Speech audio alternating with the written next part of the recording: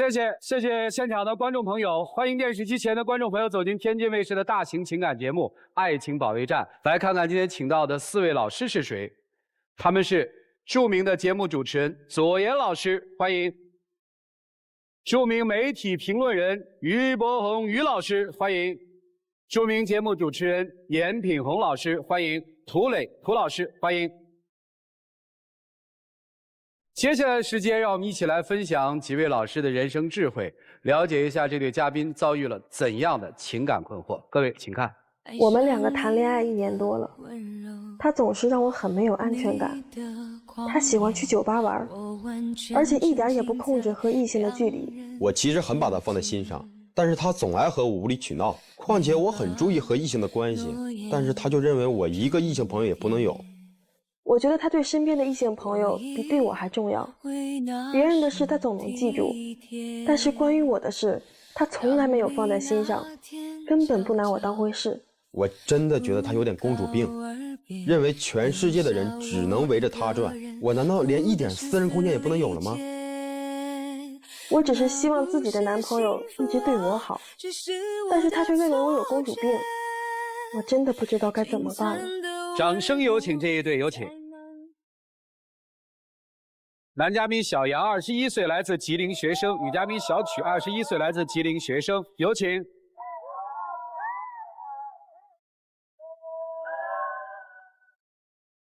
欢迎2位啊！今天好像是女生要来的，对吧？我要来的。你们俩是大学同学？一个学校的。就是在学校里认识的，然后相爱的是吗？当时在学校里是怎么认识的呢？我们俩是学一个专业的啊，但是我们俩是在酒吧认识的。酒吧认识的？就是我们在一个学校，我闺蜜特别爱去酒吧啊，然后我不爱去酒吧，她带我去酒吧啊。然后那天正好我们有共同的朋友，她也在现场。然后那天我们一起玩游戏，临走的时候加了我微信，回去以后我们俩聊得挺好的，就处对象了。这个我怎么记得小片里说你不喜欢酒吧呀？我不爱去酒吧，那天是我闺蜜过生日叫我过去的。啊，你老去泡吧？我现在不去了。她总是这么说，就是我俩在一起的时候，她答应过我说以后再也不去酒吧了，但是我经常能发现她在酒吧。就是现在在嘴上说不去了，没有，私底下还去是吧？我就知道他来这儿一定会说这事儿，那已经是咱们刚在一起的时候发生的事儿，你怎么现在还抓着不放了呢？你怎么到哪儿都说这件事儿啊？那我就是不喜欢你骗我呀！有意思吗？都多久了，对不对？那刚在一起的事儿，你说你都处1年多了，你还说这件事儿，一直在说这事儿。我觉得你去酒吧可以，但是你不能领别的女孩去酒吧吧？我啥时候我没有？你还骗我？我真没有。你现在看看你好朋友朋友圈。蠢队友啊！啊，这个是怎么了？误会，已经是很久以前的事儿了。哦，我觉得你根本不拿我当回事儿。我怎么没拿你当回事儿啊？我觉得你身边异性朋友特别多。我那是我是学表演的，所以说有很多搭档，他老吃醋，你知道吗？就是我跟你讲，他有一个特别好的异性，就我们俩去哪儿，他都会带着他的那个异性，就是一些很小的细节吧。就假如我们过马路，他不仅会牵着我的手，还会牵着他的最好的异性朋友的手，我们一起过马路。然后玩游戏的时候呢，他们俩玩的会比我们俩玩的还好。然后吃饭呀，他会给我夹菜，也会给他异性朋友夹菜。我就觉得咱们仨在一块儿，我好像多余的。不是，你怎么还能吃他醋呢？他跟我就是好哥们好朋友，我们很早之前就认识。再者说咱俩没有在一起之前，我就跟他特别好。咱俩在一起之后，我也把你介绍给他了，他也特别喜欢你，你怎么还能吃他醋呢？格局太小了吧？那我问你，男女之间有纯洁的友谊吗？男女之间怎么没有纯洁的友谊啊？她就是一个妹妹，就是。我觉得这些女生是怎么了？你们是气愤还是觉得怎么了？我觉得你在乎他比在乎我还重要。咱把格局问题放一边啊，到底是你的格局大还是他的格局小？一会儿咱们再说格局。听明白了，就是男生好像在处理跟异性的关系上，你觉得尺度、分寸、界限都不好，是吧？还有别的问题吗？今天来有有说其他的啊，就是平常那个就是节假日或者过节，我过生日啊，他都不会给我准备礼物。我没给你准备礼物，我转账5211314不是礼物吗？那转账谁不能转个账呀？你会给你朋友买玫瑰花，你从来不会给我买玫瑰花。哎，你能不能不要在这胡说八道啊？难道你没送人家玫瑰花吗？他就是我们也是很早以前的事了，他老拿这给人说事儿，就是他过生日，然后大家在一起聚嘛，就随手送朵玫瑰花。那你送过我玫瑰花吗？我怎么没送过你呢？咱俩刚在一起，我送你那么大一束。那都是刚在一起的时候，那现在呢？以前你都主动说陪我逛街，现在呢？你不仅不陪我逛街，你还天天玩游戏。你记得咱俩上次因为啥吵架吗？提前5天我就告诉你陪我逛街，那天我化了一个特别精致的妆，咱俩是不是要走了？然后你接个电话，你说你朋友叫你玩游戏，又开始胡说八道了。我给我打电话，我说宝贝，我求求你了，你就等我10分钟，我10分钟马上到。我话没说完呢，手机摔了。10分钟你等不了吗？那我等你几个小时都等了，你10分钟等不了我。那你处对象干嘛？你就天天玩游戏呗。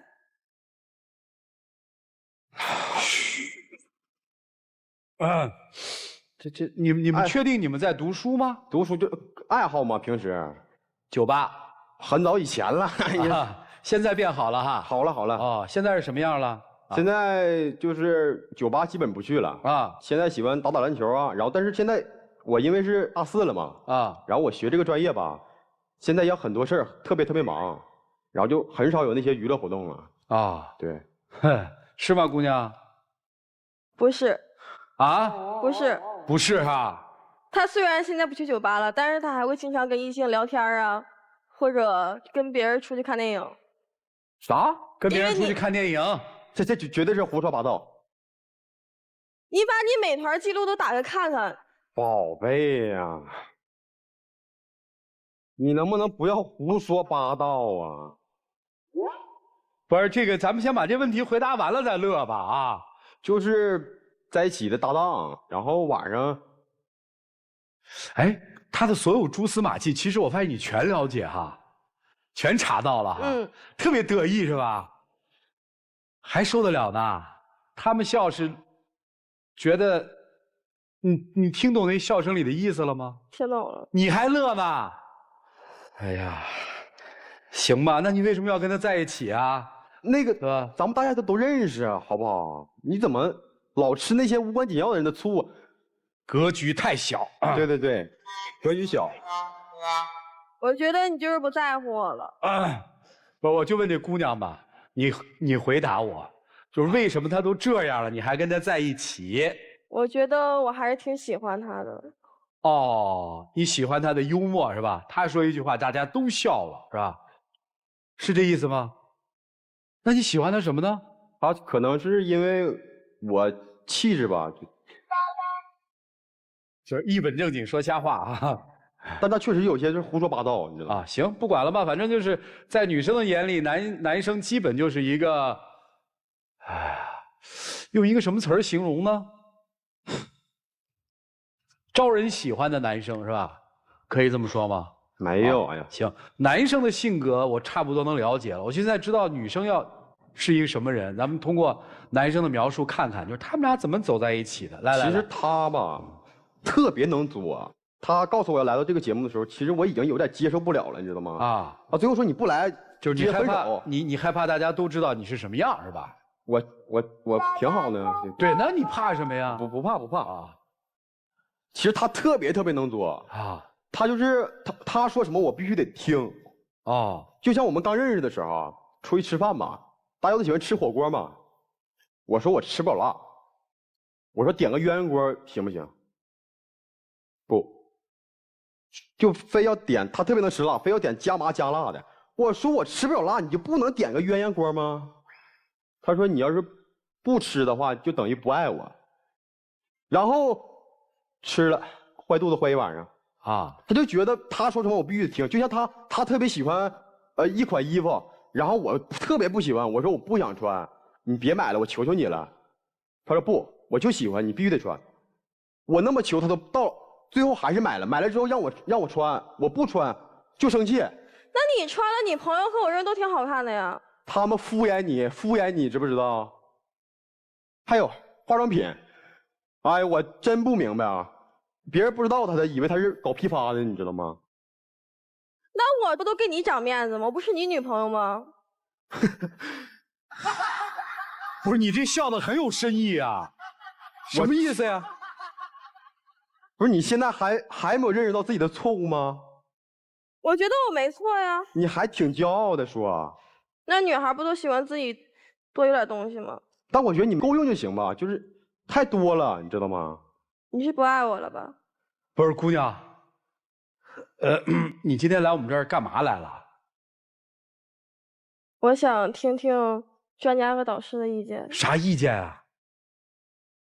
我也不知道我们两个到底适不适合在一起。哦，你觉得呢？我觉得原来适合吧，现在都变了。他变的标准是什么？他变得没有以前对我好了。我听起来以前也没多对你好啊。你们逛街，他得拉着其他女生的手跟你一起逛，对不对？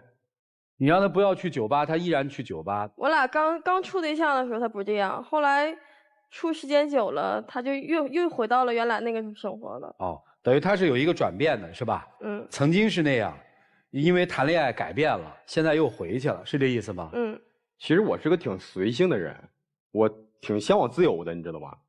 就是我从小到大很少有人，就是我特别是个叛逆的孩子，我不希望别人管我，我希望做自己喜欢做的事情。但是跟他在一起之后，他说什么我都要听，你知道吗？其实我并不是怕他或者什么，也不是什么，但我就是觉得吧，一个女生嘛，我是让着她。但是我真的特别想要一个自己一个独立的空间，就自由的。就假如我今天特别想去玩篮球，我可以不用跟任何人打招呼，跟着我的哥们儿就一起去篮球。现在我就不会了，我干什么事都要先想着他，你知道吗？就是我干什么事我都要想着，哎，要没有跟他说呀？说了之后会不会让我去啊？我去了他会不会生气啊？其实我现在活的就是挺累的，你知道吗？就是特别不开心。我就觉得我应该有自己一个自由的一个空间，我不希望24小时他一直。对，我也是觉得你要是自由，其实也就没人说你了。对啊，是吧？那为什么不选择自由呢？既然觉得这段爱情很束缚你，因为他不同意。哦，不肯分手是吗？我现在没想好跟他分手。你们俩之间，女生对男生是不信任的，我说的对吗？嗯。你信任他吗？我信任。信任啊。男生会觉得跟女生在一起不自由，女生会觉得跟男生在一起不舒服，因为他不宠你，对吧？男生会觉得女生任性，其实女生也会觉得男生和异性的交往，包括他的一些生活方式，其实也是任性的，对吗？就这么多的不合适放在一起，你还犹豫什么呢？我想问。就是习惯跟他在一起。习惯，还有别的吗？我觉得我爱他比他爱我多吧。哦，你觉得你是爱他的？好吧，各位老师，你们来看看应该怎么办吧。让我们一起进入丘比特问卷。我先来问一下男生，你是不是觉得自己是一个特别幽默的人？并没有，其实我挺严肃的跟他。但是我们觉得特别的可笑，就不是幽默啊，是可笑。请问玫瑰花代表什么意思？爱情。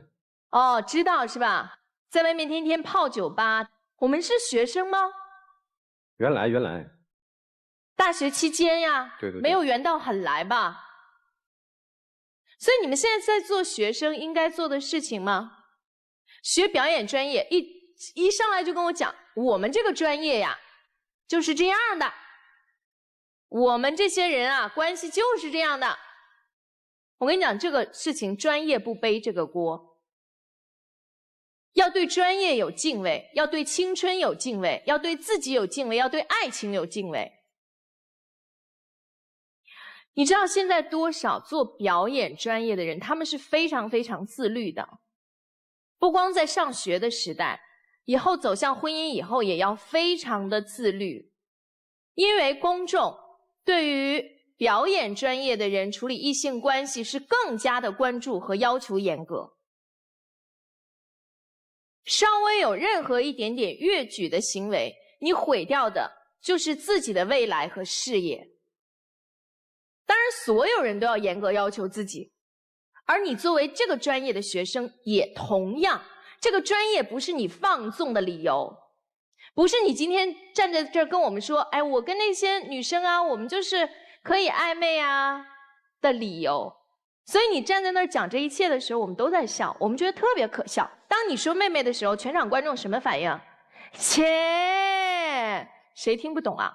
你现在对面是有女朋友的，她怎么想？她的安全感来自于哪里？你自己去思考。女生，你不觉得自己很轻吗？人家一宝贝，你就怂了。当着你的面牵别的女生的手，你今天还好意思拿到现场来跟我们说？如果是我们的话，转身就走了。他没有任何一点是看重你的，做一个骨头硬一点的女生，好吗？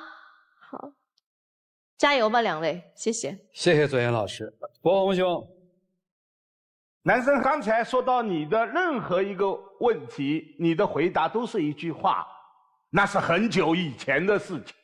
但我一算，你总共才21岁啊，这很久以前，久到什么时候啊？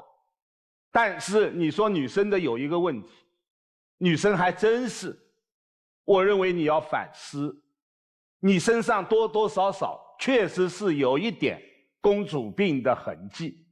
公主病，我认为是女生最不该得的病，即便是真公主，现在也不流行公主病。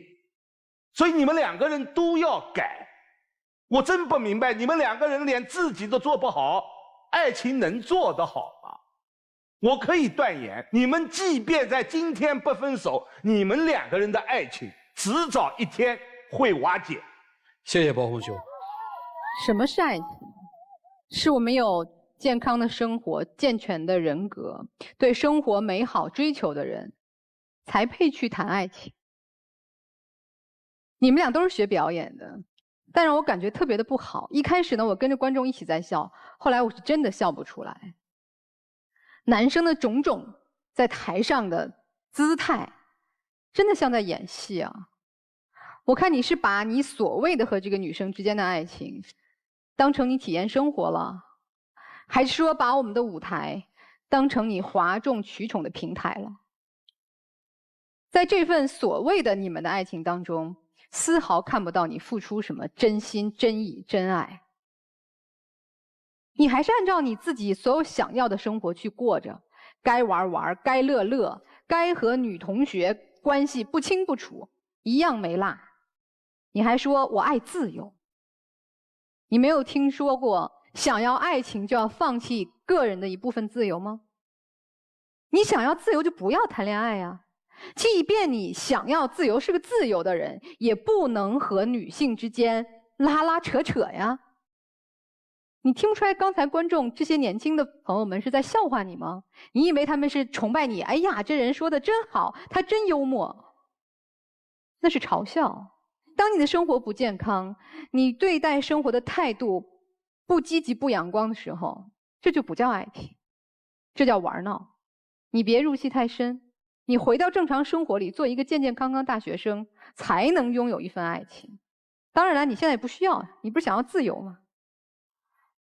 女生，我听来听去啊，你真的是特别空洞的一个状态。生活里除了在乎这个男生在不在意你，有没有随叫随到，有没有时刻保持对你的专一，就剩下打扮、化妆。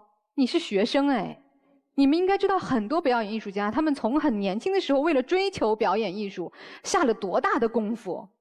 那是一门艺术。你们这对得起专业吗？学什么呢？表演就是我打扮漂亮了，穿好看的衣服就可以当演员了吗？既然选择了这个专业，是不是能够从内心深处提高一下自己的素养？你别说你打扮得多么的华贵，你内心是空洞，是苍白，是没文化、没素养的。我们学艺术的学生都要学一门课嘛，叫艺术修养。没有修养，学不了艺术，做不了表演。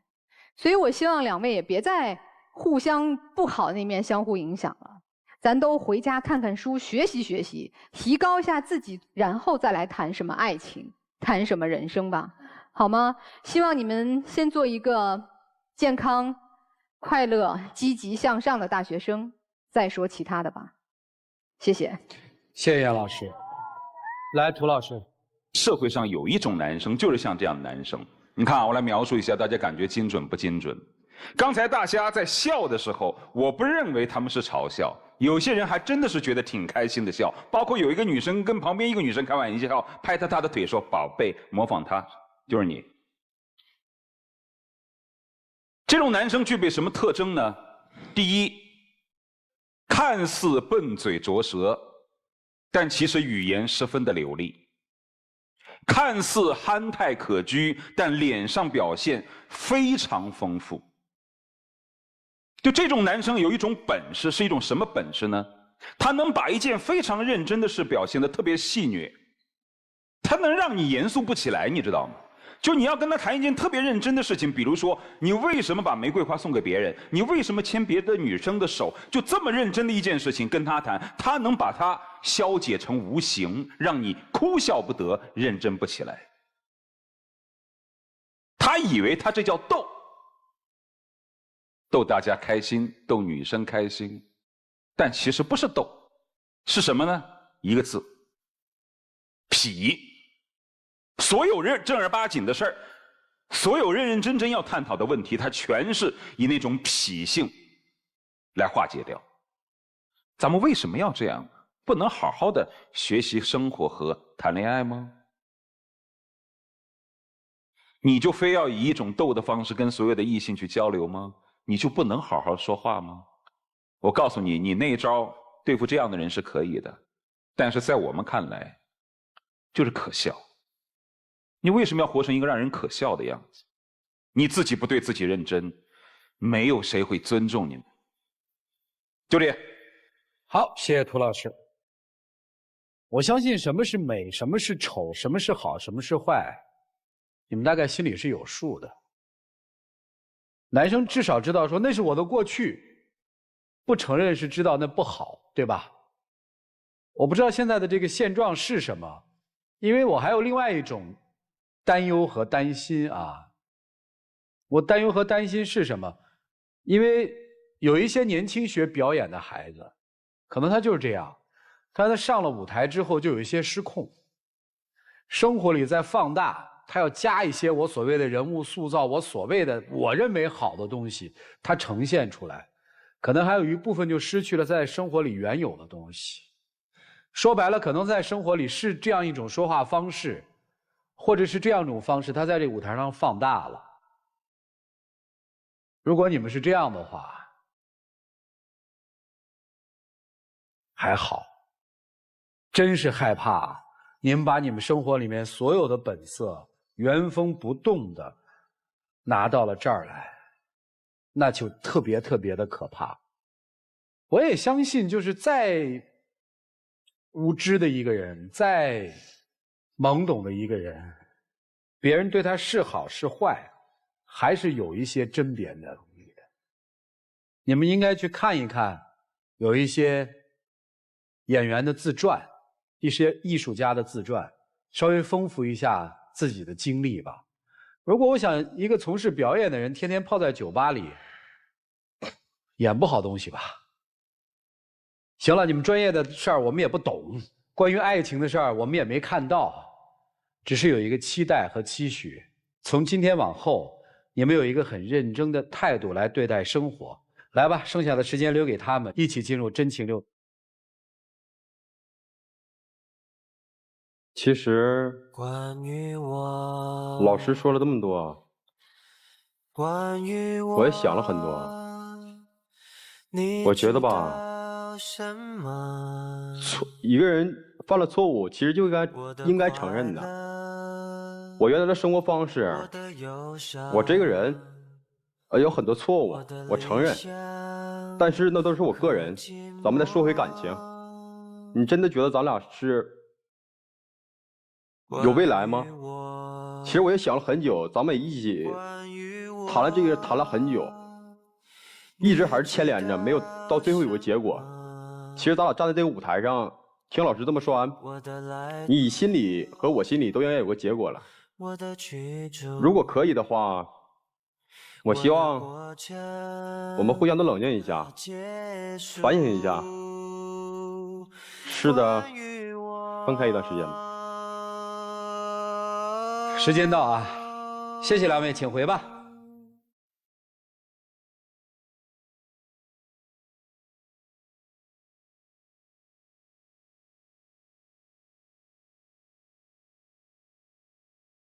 好了，他们到底做怎么样的情感的选择？我想，他们会有自己的一个决定，我们来看看就是了。请开门。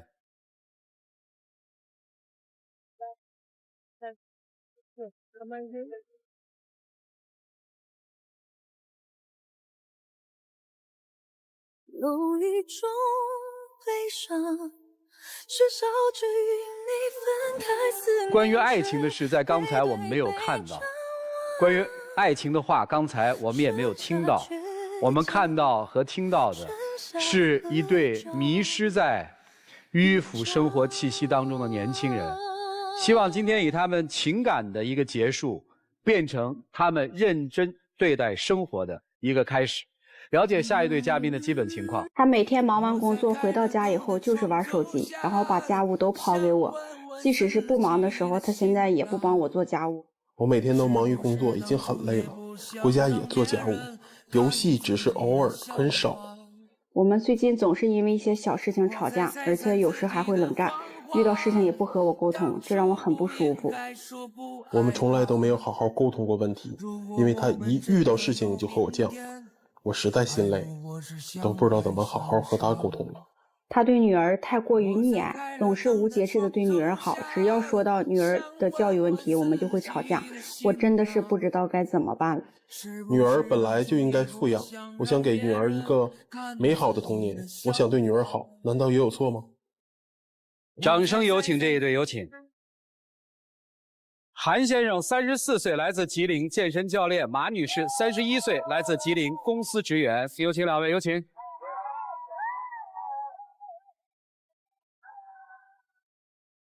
今天是妻子要来的是吧？对，是我要来的。看小片发现几个问题，第一个问题是，先生好像现在对家里比较漠视，对吧？第二个大问题是关于孩子的教育问题，对，是吧？咱们从哪儿开始说起呢？因为我俩吧都结婚8年了，我觉得现在对我确实是有点漠视。你看，就比如说在生活中啊，就是下班了以后，然后我老公总是窝在沙发上玩手机。是吗？作为健身嘛，我一天从早上9点到晚上9点，我其实挺累的，我想回家休息一下。我不玩手机的时候，我媳妇儿瞅着我怎么都行，只要我拿起手机了，她不管你是不是玩游戏。就哪怕我在跟会员预约，就是明天谁几点来，谁几点来，他都会跟我说，你能不能干点活啊？你把地拖了，你看家里多埋汰了。我不是不干活，我干。不是这样的，我觉得你在给会员回微信的时候啊，我觉得手机不是这样横过来的，那横过来的你是给那个会员回微信的吗？总得有休息。手机有这个功能吗？我想知道。有休息的时候吧？你休息的时候，那你休息的时候，你说你休息的时候不能陪陪我跟孩子吗？而你总是在拿着手机，人家都说不离不弃的是夫妻，你这可倒好，整天总拿着手机。再有一点，就算是你回那个会员微信呢，但是你是不是也得适当的找时间去回？你这样你不把家里边和工作混为一起了吗？我知道，尽量。他在家可跟我不是这个态度，我一说他就炸了，他。尬了的意思是急了还是？啊，对，就急了，是吧？啊，我就玩一会儿，我就看会儿手机，你就这样式的。哎，你这有没有打游戏嘛？有，而且我觉得打游戏有点上瘾。其实我觉得很简单，就是有没有打游戏，是不是在这个引起了老婆的不快和反感？那睡了再打呗，这还想不出办法来？我说我玩一会儿，我说媳妇儿，我玩一会儿游戏，我今天累了，我想放松一下。你玩吧，去吧。你上客厅玩，我跟孩子一会儿要睡觉了，啊行啊，我坐那儿玩上没有5分钟吧，也就5分钟，你能不能把灯关了？我跟孩子要睡觉了，你不知道开着灯孩子睡不着吗？哦，把灯关了，你能不能小点声？你不知道你很吵吗？那这意味着什么呢？你不想让我打，你直说呀。那你为什么告诉我你去玩吧？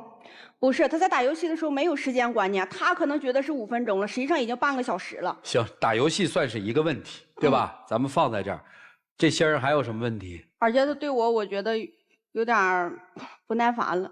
不耐烦了。举一个例子吧，因为我这个驾证吧是刚下来，就是学车那新鲜劲儿吧，可能是没过去。我是想让你知道我在旁边，他可倒好，在旁边嘚起了没完没了的。我就是希望说你坐在副驾驶吧，你看我本身我就是新手，是不是？那你看你适当给我把下方向盘的，或者是怎样的？我想跟你说一下，你当时的表情是什么样的？就是第一次练车的时候，我找了一个没有人的地方。然后过一个路口的时候，我说侧面来车了，一个卡车满载的，要么你油门加大过去，要么你把刹车踩这儿。他可好，来车了，好快呀！踩刹车，加油，选一个，真的这么快？我说你脚拿着前面去，还拿回来。你是要么踩刹车，要么踩油门，你2选1，不难吧？没有，放那儿瞅，然后我眼瞅着那个大车停，好几吨停那儿了，然后我这个车溜过去了，我当时我这汗呐。但是我车上当时也贴着女新手呢，而且我贴了2、3张，我觉得他能看得见。作为交通参与者，新手只是你学习的一个方式，而且我觉得你今年来了以后，你说你那样，你不觉得有点太滑稽？我觉得你有点嘲笑我的意思，我不是嘲笑你，我是为了你的安全，我是为了这个家。如果你出现问题的话，那么家怎么办？我能给孩子幸福吗？那我让你副驾驶是干啥呀？我说小声了，你听不着；我说大声了，你说我吼。我跟您说，以后练车找个陪练，千万别找老公，就直接让陪练去陪练就好了嘛。如果真的不行，以后就不让他开车嘛，就2条路嘛。千万别，因为你这样反而更容易出事儿。对，他越喊我就越懵，完了就不知道该怎么办了。避免他，你就找陪练嘛，就别跟他练了，以后好不好？这个也不能替他说一句，也不代表他就烦你了啊。你要拿练车说，先生真的不是烦你了。还有别的事儿吗？我觉得他花钱有点大手大脚。哦，比如今年夏天吧，咱就不说以前的事儿了。买个半截袖，买20多个，而且你买完了以后，你倒把以前旧的或者是不穿的，你倒扔啊。完了，我一收拾柜的时候呢，我要扔的，他说：“哎呀，这个不行，这个我得锻炼的时候穿。”哎，我要扔，他始终就穿着了。等到我说那这个衣服那个小了，咱扔了吧？不行，我瘦的时候还能穿呢。我承认，我就是买衣服确实有点稍微多。为什么呢？就是我这个职业相关，我训练完以后，我得换一身衣服，我不能总穿湿的衣服踏着吧。然后带一个会员，身上出点汗了，那你就不能穿以前稍微旧一点的衣服吗？非得都可得新衣服踏着吗？我是做形象的，你做形象，你的衣服也没有补丁什么的，也都挺好的。我也不想，但是我没有换的了。我洗完头1天洗完，我第2天有可能没干，我还得有衣服穿。我觉得你这个简直就是给你自己买衣服找一个理由。听明白了，您接着说。还有一个就是他健身的这个事儿，他因为现在30多岁嘛，我觉得在健身行业这个已经不太适合他了，因为他现在就是这个胳膊肘啊，还有这个脖子后边腰啊都有伤，膝盖就是一到下雨阴天或者变天的时候，他就会有反应。就这个我俩争执的特别的严重，而且你现在训练量太大了，都一天有的时候他要有时间都4、5个小时，4、5个小时练。我现在已经不怎么练了。就是我能有时间的话，现在您是一个职业教练是吧？对，过去是从事这个的吗？还是半路改行之后来做的这个？以前最早练体育的，然后就是一个体育生啊。然后不练体育以后，我就开始做健身了啊。明白了，就是妻子是希望说不要做那么危险的动作了，是这意思吧？注意一下保护身体，对一下保护自己。那你之前的伤都已经铸成了，咱们就是以后尽量避免再受伤了，或者是咱们可以适当的保护一下。我已经很保护、很注意了。我训练的量已经，由1天大多数都是5个小时嘛，现在改成1天1个小时啊。而且晚上有时候就是跟会员出去应酬。听明白了，其实也不怎么自律的训练嘛。就是我就是不想让我的孩子往这个运动方面引，他呢就想往这个孩子运动方面引啊。其实吧，练运动不是说你干职业，我想让我姑娘做什么呢？练练体育，把你的耐性啊和耐力啊都提高一点。因为我姑娘身体体质吧也不是太好，只要有一个感冒风波，她都会赶上。我寻思让我姑娘体质能好一点，毕竟呢就是说女孩嘛，我想让我姑娘以后能保护好自己，因为我觉得我不能陪我姑娘永久，那么我想让我姑娘能更好一些。不是小朋友不都在运动吗？现在是和平年代，你看你想的就是，就觉得他的姑娘会有危险，然后他练这些东西他会保护自己。不是他到底让姑娘练什么呀？您不满意？就是练那个什么拳击这些东西。我就在家里买了一个沙袋，然后在那个顶梁上挂了一个固定架，然后没啥事的时候，我打沙袋的时候，我会引导我姑娘，我说来，姑娘，你过来跟爸爸一起打。每次我说完这句话以后，我媳妇儿啊，不管是在厨房也好，在哪屋也好，都会立马干呢？啊，你把那个撤下去，给我换上秋千，打会儿秋千不好吗？啊，为什么练那个？把手脖子打错了，你能不得呀？这一辈子他还小啊。闺女多大呀？5岁。我想让他练练拳呐，或者是学那个跆拳道啊，或者散打呀，都行。一个都不行。我俩因为这事儿就是跟父母在一起，我也没法说，他说不行，我就没法跟他犟。在外面吧，我也不想因为就是说这点小事儿，把我俩好不容易在一起的环境给打消。所以说这个事儿一直在搁浅。那就一直在再换一个双方认可的体育项目，让孩子锻炼锻炼身体，不就完了吗？其他的也保护不了自己啊。他现在学跆拳道的大了，他也保护不了自己。起码他有一个，你让他自己有选择能力的时候，让他去选择，不就完了吗？你为什么一定按你的方式来呢？就是你的不一定对。对，我承认。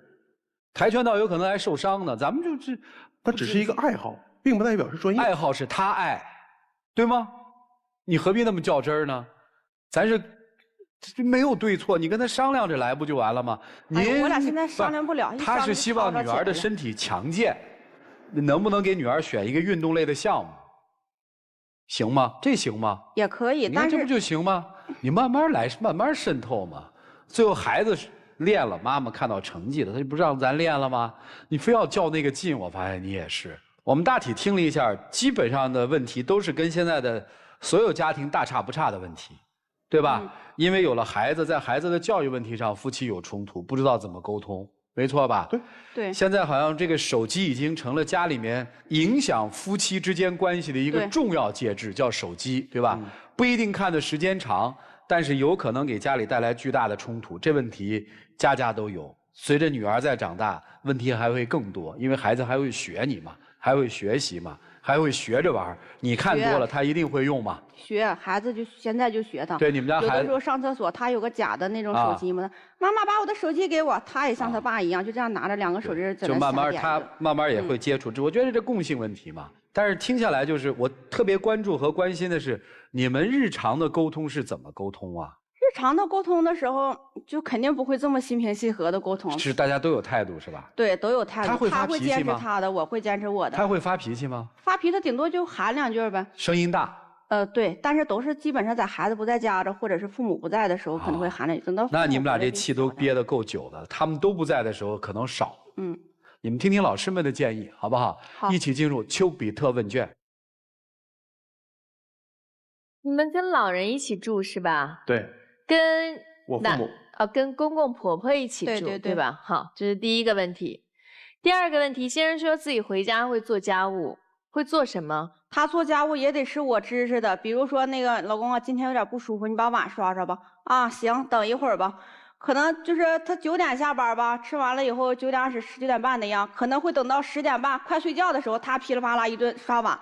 刷完以后，厨房呢可能还会造噼里啪啦的。大部分的家务是您承担还是婆婆承担？基本上都是我承担。如果他做家务的话，公公婆婆会有说法吗？我婆婆也会说的，那个儿子太懒了，但是不会指使他干活，也支持他也是那样式儿的，就在那行放那我整吧。可能他不整，过一会儿或者是我，或者是那个我婆婆，她就整了。你们2个造成沟通问题很重要的原因就是和父母一起生活。不是说他们跟你们一起生活不好，只是说他们压缩了你们沟通的空间。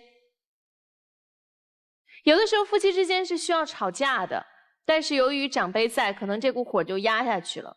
压下去以后，这件事情并没有得到解决，这是第一点。第二点，当自己的父母在现场的时候，不管老头老太太有说些什么，但事实上他是更多不愿意看到自己那一方的孩子干太多活的。可能他嘴上没有说啊，我婆婆这也会造成他的一些行动迟缓，也会造成你指使他干活，让他承担家务的时候一些很困难的地方。所以你们两个需要扩展自己的沟通环境。第一，每天晚上要不要把门关起来，轻声的聊一下我们这段时间的问题？要不要两个人偶尔出去约个会，看场电影，吃个晚餐？有这样的时候吗？有孩子以后很少，就没有，对，这很少。所以你们所有的夫妻之间的沟通空间被父母、被孩子全部挤压掉了，以至于你们现在不太擅长和对方用彼此熟悉或者能接受的方式去沟通和解决你们面临的所有的问题。这是第一个。第二个，女方对于男方所有的关于事业也好、工作也好，有过度的焦虑以及过度的干涉。所谓的焦虑是，你现在一直在想象一些他目前还没有显现出来的未来可能会发生的危险。第二，包括孩子那件事情，我们都觉得孩子在家里练练拳击挺好的呀，总比交到外面的教练，你有的时候可能更放心一些吧。但是你还是会焦虑。所以我觉得作为女性，作为妻子，作为妈妈，有的时候该放手的时候要放手。为什么孩子需要父亲带？因为有父亲参与教育过程的孩子会更加的勇敢。也许你的女儿在5岁的时候已经不喜欢荡秋千了，她可能更喜欢跟爸爸在一起运动，一起向上，一起拥有强健的体魄。所以我说你过度焦虑，并且过度干预。第三，男生要主动一点，主动的去承担一些家务，主动的去跟妻子做沟通。你比如说，他可能当着婆婆的面，有的时候真是不好意思支持你，所以你要更加的替他去分担家庭当中的所有。我最讨厌的就是男人跟我讲说，哎呀，我白天上了一天的班了，我晚上好累啊，我要放松一下。他白天没上一天的班吗？所以夫妻之间要相互理解。祝你们幸福。好，谢谢左岩老师。来，严老师。我记得先生之前说，为什么买那么多衣服啊？说因为我是健身教练啊，我需要形象。但是我真的想跟你说啊，衣服真的代表不了你的形象。我觉得你今天在场上跟你妻子沟通的这个形象不够好。你大部分时间在跟妻子说话的时候，要么就是叉着腰，要么就是抱着手臂，那个样子特别的不好，自以为是，盛气凌人。你所有和妻子沟通的方式都是用抬杠的方式在沟通。他说东，你必须说西。他说你那横着是玩游戏，你说不是，我在这个和会员交流，玩就玩了嘛，抬什么杠呢？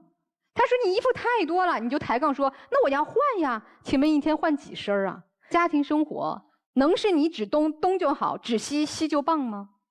不是的，是平等的沟通，平等的交流才能达到效果。而妻子的沟通，我也特别有感觉，你永远都是笑嘻嘻的在批评他，其实你这个笑面背后，真的也是固执己见、固步自封的。你从上场到现在都反复在说不喜欢他的职业，不喜欢他的这个工作，希望他能转行，说他身体受损。我能理解你对他的关心，但是你真的了解他吗？你真的理解他为什么这样去热衷执着于这份事业吗？他一定是快乐的呀。职业没有十全十美，我在享受做健身教练的快乐，我在把我的肌肉练成我想要的样子时候的快乐，那势必就要承担其他的一些不如意和痛苦。我可能就会因为运动有损伤，所以你要真的试着去理解他，他的快乐是什么，他的痛苦是什么，而不是指责他。一看你膝盖坏了，他爱这份职业，那是不是他的膝盖疼？你帮他用什么姜汤什么泡一泡，我不懂啊，总有辅助的方法。其实这样你们两个之间真的心就彼此打开，他也不会叉着腰跟你抬杠了，你也不会让他觉得你总是笑嘻嘻却不近人情，不近他心意。良好的沟通就会让你们的夫妻生活更稳定。回去好好聊聊吧，好吗，先生？多体谅体谅他，改改你的说话习惯。祝福你们，谢谢。好，谢谢。来，涂老师。其实在家庭生活当中，我们发现一个男生经常会说的问题，就是工作这个事情是所有的借口，什么东西都可以用工作来推脱。为什么？因为除了工作以外，他啥也没干。所以如果要偷懒，如果要应酬，一切以工作、以忙、以累为借口，因为你找不到别的借口了。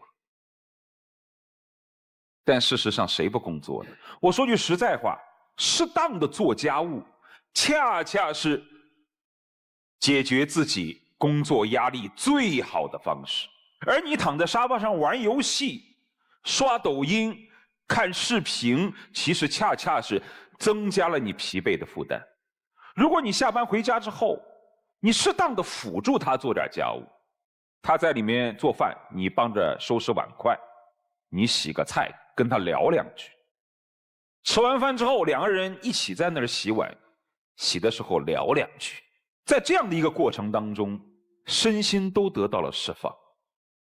科学证明，其实一个人要解决自己工作压力最好的方式，就是跟自己的爱人倾诉，去聊，既给爱人安全感，同时又转移了自己压力的注意力，而且在聊的过程当中，彼此互相增进感情。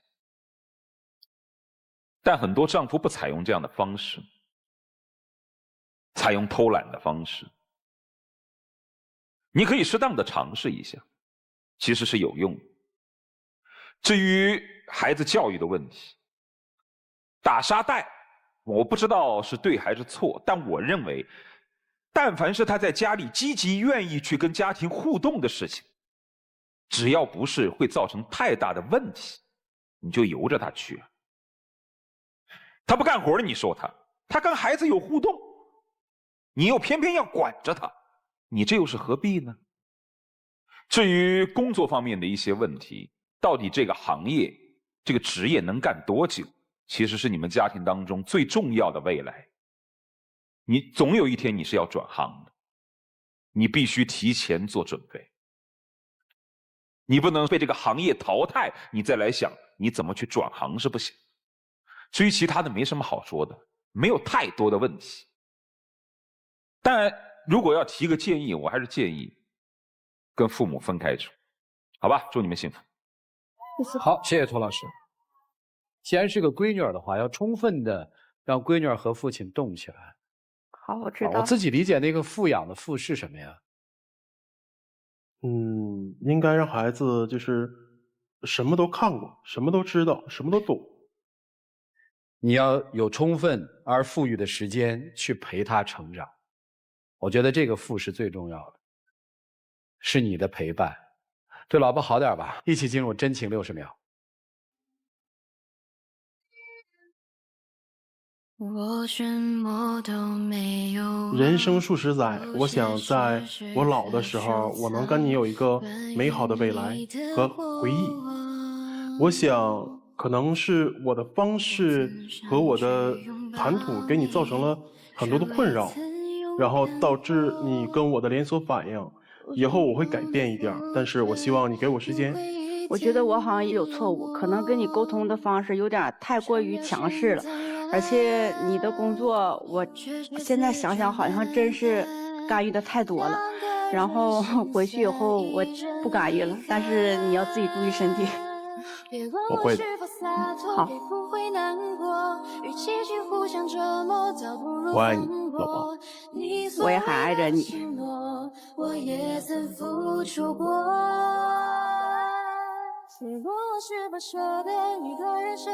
谢谢两位，请回去吧。谢谢你们。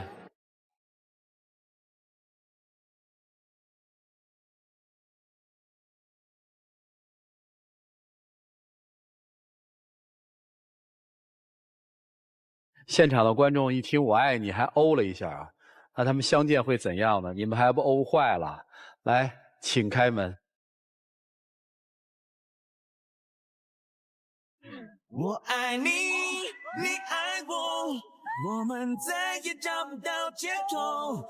这算是第一次一起飞着爱情的自由。我爱你。来吧，有请我们的小花童，有请。来，哎呦，是我这生命中世上独一无二，不说出去只是言。Marry me, my baby， 每分每秒每日每夜每一个你都是幸福的欺骗，永远不会变。我每分每秒每日请亮灯。每一个我都比你多。真的是来好久没抱了。看出来了。我刚想说，再不抱都不知道该怎么抱了啊！来吧，那肢体僵硬的两个人，谢谢两位，请回吧。谢谢你们啊！我下辈子再爱你一遍。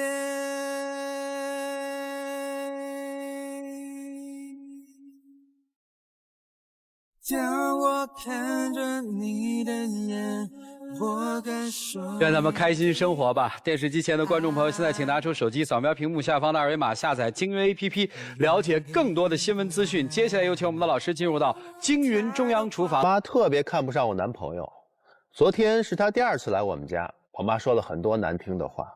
我爸呢一直在劝酒，结果他喝多了。但是他没有说任何不该说的话，也没做任何不该做的事情，只是筷子都拿不稳了。然后我妈就说让他走，觉得他没有家教，丢脸。可是我真的好喜欢他，已经9个月了，我们的感情一直特别好。